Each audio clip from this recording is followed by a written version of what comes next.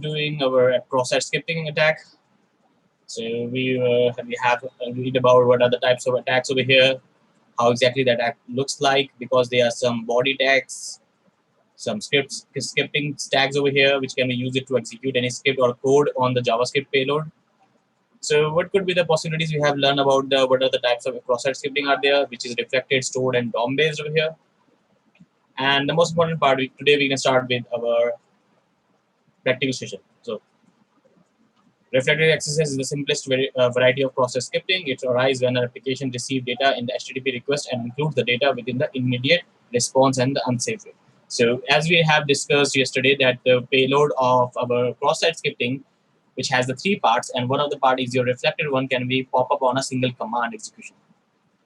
So they have given a proper, well-satisfied things can be happened, and we're going to try to solve many of the attacks over here one by one.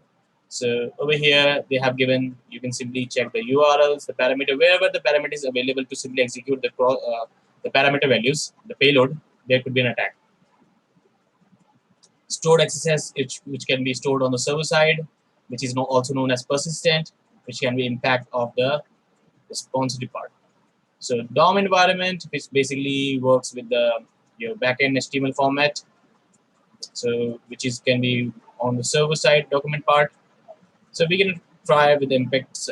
We know about the impact in many of the attacks types. Cross-site scripting can be attacked in various ways. And let's have a look. Let's try some of the attacks over here one by one. For example, let's try with the reflective start part.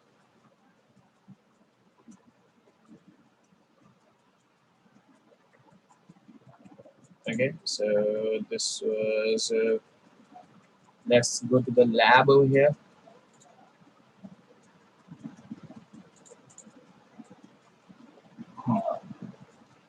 So we have the first one, which is you can see over here, what is reflected cross-site scripting.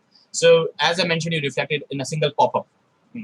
So we're going to try with the port swagger application, how a reflected pop-up looks like. So as I mentioned you in the recon parts, first thing first, you have to do the recognition part to identify the number of ports on the server side or the application or the parameter values.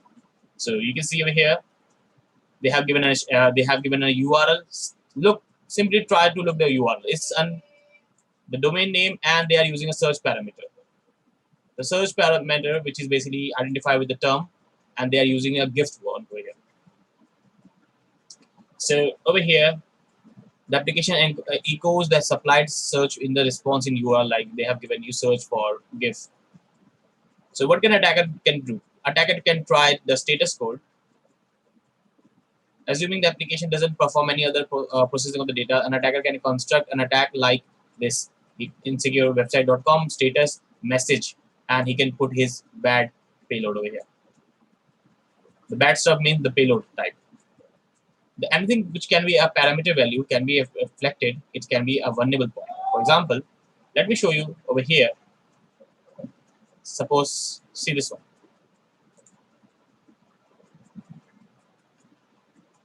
So when you are new in the Port Swagger application, Port Swagger is one of the best platform to enhance your skills, and I will say start going with this one. This lab contains a simple reflected cross-site scripting vulnerability in the search functionality. To solve the lab, perform a cross-site scripting attack and call the alert function. So if you are not aware about, if you are not able to simply execute any queries, you have the solutions also.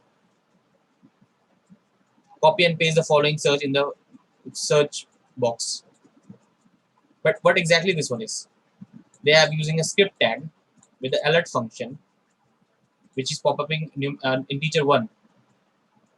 So if we copy this one over here and get an access to the application part, let's have a look.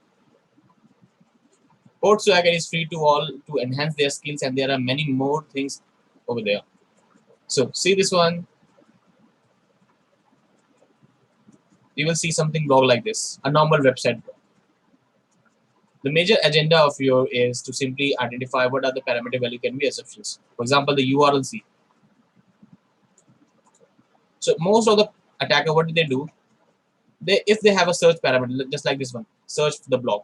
First of all, let's try if we can find Craw Security. Zero result for cross-check. Cross-check, but the cross-check is reflecting on the backend side. Let's see the source code.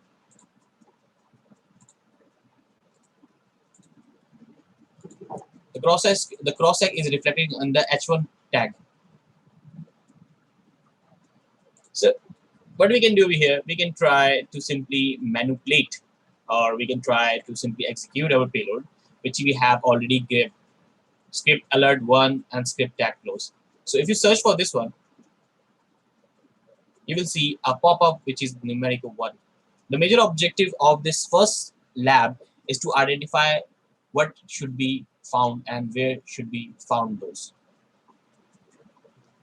You can see that congratulations, you have been solved the lab. Why? Because the first thing is to find the parameter value where we can execute our payload, that would be our first thing, the important thing, the record part, as we have discussed on the burp suite, because all the practice of this burp suite web security academy will be performed in the help of burp suite. So it will be a better helpful for you guys to understand how it works. Suppose this was a simple cross-site scripting, a simple one.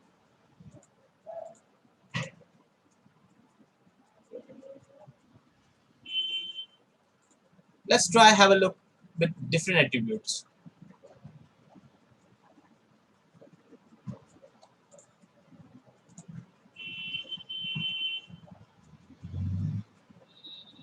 So what they have given, what is the stored cross-site scripting over here? Stored cross-site scripting, as I mentioned you, this is your persistent XSS, which is stored on the server side, arise when the application receives data from the untrusted resource and includes the data into the HTTP response in some way. The response, which is from the server side. Remember, the client will send a request and the server will provide a response. It means I'm available. So the request which is based over here is your post based. This is a simple post based request from the client side, and you can see it's basing on the post comment tag. Think where could be a data can be stored, where a data can be stored on the server side, a field, a text field, a comment field, and anything which is related. Post ID, comment. You can see you can post over here whatever things you want. The major objective of this cross-site scripting is to simply save the data on the server side. Stored XSS in HTML context with nothing encoded. Nothing encoded means the data is transferring in the simple way.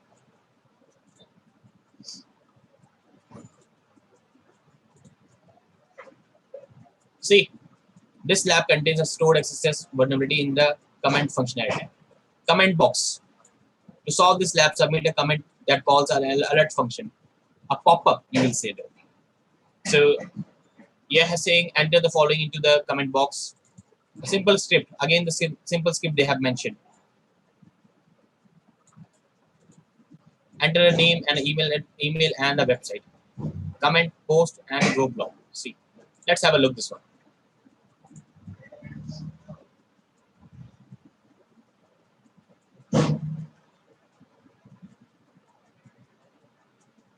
We like to blog. So okay. So we are over here on the website. Now let's have a look on the home element. Okay, we are on the home element. View post, lies. We have view post over here. Okay, let's open any of the view post. Let's suppose this one.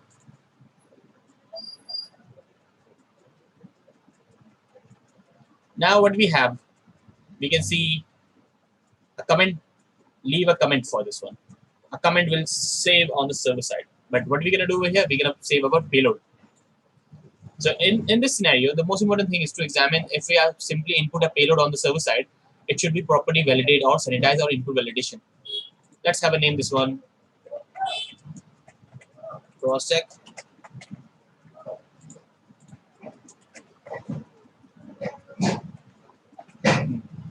Let's post this one. Please match the request format.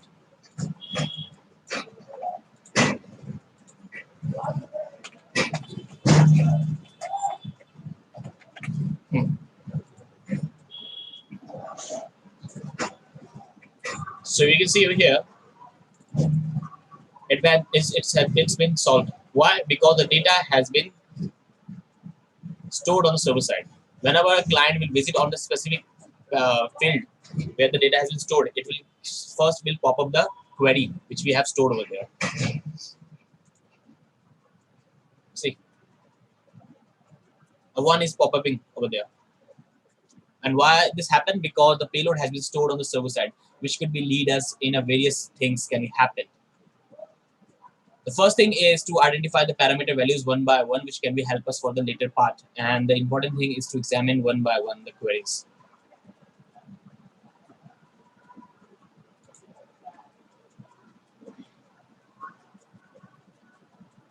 If you refresh this page, you will see the pop-up because the payload has been stored on the server side,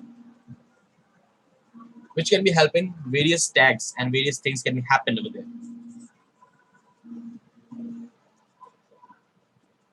So our major objective over here is to simply get to the point where we can execute. So see this one.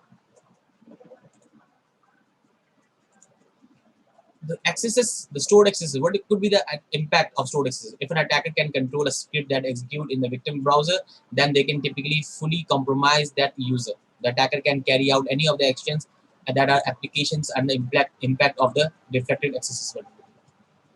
In the terms of exploratory, the key of difference between is reflected and stored is to store the vulnerability enables the attacker to self-contained. It means the data, if the data is stored on the server side, it can be cause a huge impact. Because of the process scripting, many attacks can be done. Deface the website, you can say steal session cookies, change the content management. Lots of things can be happen over there. That's why the most important thing, how to find and test the stored XSS. There are lots of things can happen over there one by one, which can lead us for the information part. See, parameter of other data with the URL, query, strings, and message body. The URL path, HTTP request header that may not be exploitable in the relation of XSS. Any of the outbound routes by which an attacker can deliver the data in the application. There are lots of techniques can be help over there one by one. And if you look for the vulnerabilities, there would be lots of further things can be happen over there.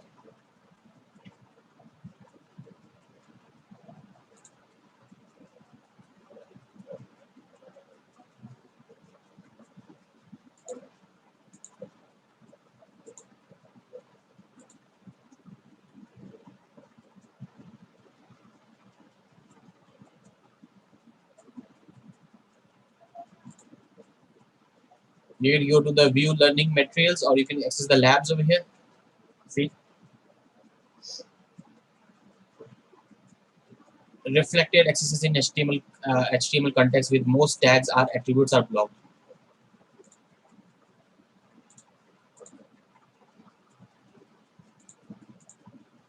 Now the major thing, there are around 30 challenges over here one by one.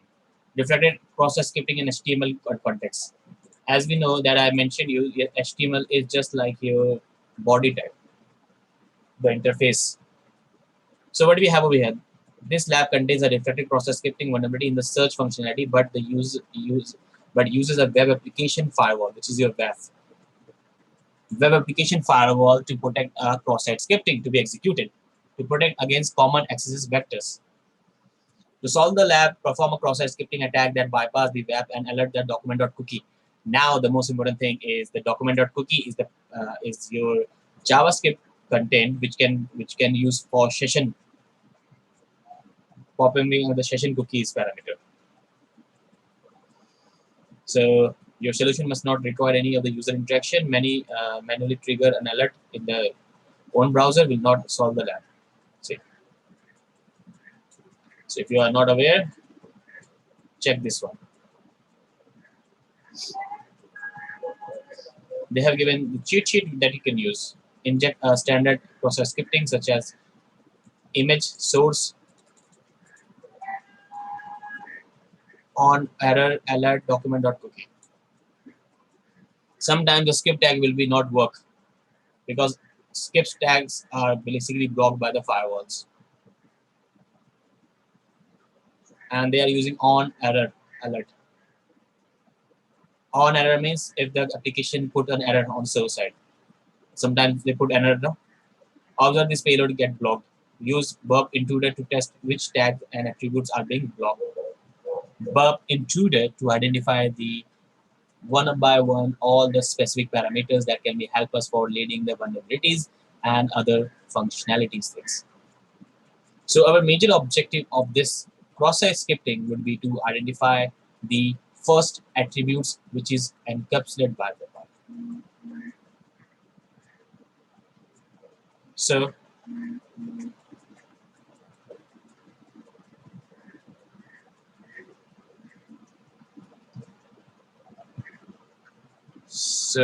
over here there could be lots of other things that could be lead us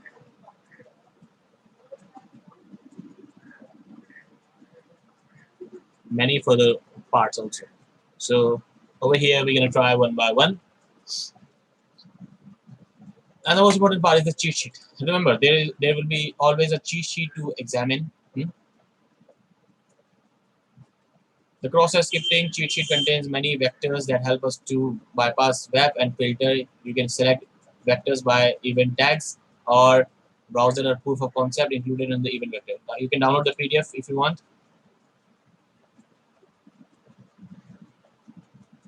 So how it looks like. See over here. Some of the fire look on active.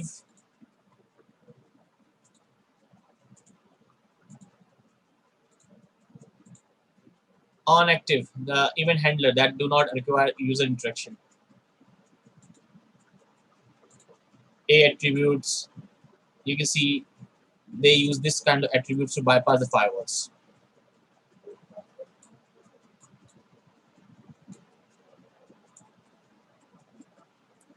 These are the tags where our data can be transformed. So it will be worked on Internet Explorer. It will work on the your Chrome and Internet Explorer. This is your blank. Firefox is blank over here. See, the major objective of this one is to simply tell you about which payload will work in which parameter value, because they are all totally different. On, deactive. Further things can be proceed with on land, on landed, on error, which where will on error will work. Audio source. You can try simply check script. You all need to understand which operator, which tag you want to use. And I will say you should download this thing, which can help you later part. And there will be lots of things. There will be lots of things can be happening. On click, most of the payloads will be here. So if you zoom it out,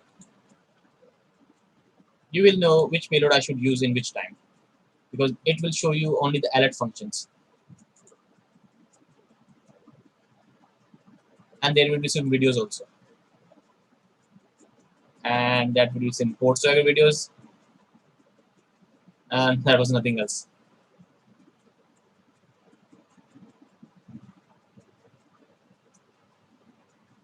So you can select which payload you want over here. And you can select the tags. And most of the people, they work only for the Firefox. So all you need to all you need to do is to on click. You will find all the on click part over here.